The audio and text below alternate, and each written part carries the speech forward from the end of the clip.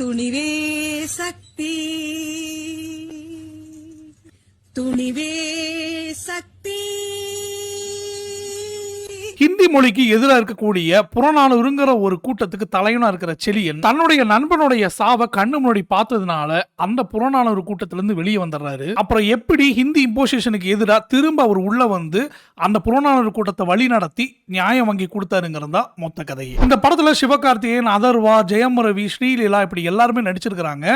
இந்த படத்துல எல்லாருமே அவங்களுக்கு கொடுத்த கதாபாத்திரம் சூப்பராகவே பெர்ஃபார்ம் பண்ணியிருக்காங்க. சமீப காலமா ஒவ்வொரு ஸ்டேட்டுக்காரங்களையும் கூட்டிட்டு வந்து நம்ம படத்துல கெத்து காட்டுறதுன்னு சொல்லிட்டு ஒரு வழக்கமாவே நடந்துட்டு இருந்தது. அது ரொம்ப இரிட்டேட்டிங்கா இருந்தது. கிட்டத்தட்ட மக்களுமே போதுண்டா சாமி அப்படின்னு நினைக்கும் போது இந்த படத்துலயும் அதே டெக்னிக்கை கொண்டு வந்து கதைக்கு ஏற்ற மாதிரி வச்சது ஒரு major plus point. First off நிறைய இடங்கள்ல ப்ரிடிக்டபிளா இருந்தாலுமே எங்கேயுமே போர் அடிக்கல. அது ஒரு மேஜர் பிளஸ் பாயிண்ட். செகண்ட் ஆஃபுமே ரொம்ப வளவலான்னு இழுக்காம அழகா எங்கெங்க நகுத்தணுமோ கதையை நகுத்தி சூப்பரா கொண்டு வந்து முடிச்சிருக்கிறாங்க இந்த டீம். படத்துல என்னைக்குமே சொல்ல வந்த கருத்தை வந்துட்டு துணிச்சா என்னைக்குமே யாருக்குமே பிடிக்காம போயிடும்.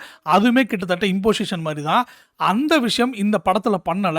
ரொம்ப ஆர்கானிக்காவே இந்த படத்துல அந்த மொழி பிரச்சனையை அழகாவே கொண்டு வந்திருந்தாங்க. சுதா கங்கோரா படங்கள்ல வந்துட்டு ஒரு ஹீரோயின் இருக்காங்க அப்படின்னா சும்மா ஆடலும் பாடலும் நிகழ்ச்சியில வர மாதிரி இல்லாம அவங்களுக்கு நல்ல கதாபாத்திரம் கொடுக்கப்பட்டிருக்கும். அதே மாதிரி தான் இதுல ஸ்ரீலீலாவுக்கும் நல்ல கதாபாத்திரம். முன்னாடிலாம் சிவகார்த்திகேயன் படம் அப்படின்னாலே முழுக்க முழுக்க காமெடி சைடு தான் அதிகமா இருக்கும்.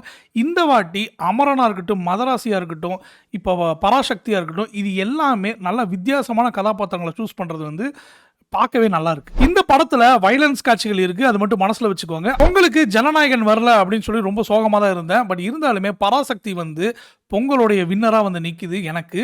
ஸோ உங்களுக்கும் அப்படி தோணுச்சா அப்படின்னு சொல்லிட்டு மறக்காம கமெண்ட்ஸ்ல வந்து சொல்லுங்க.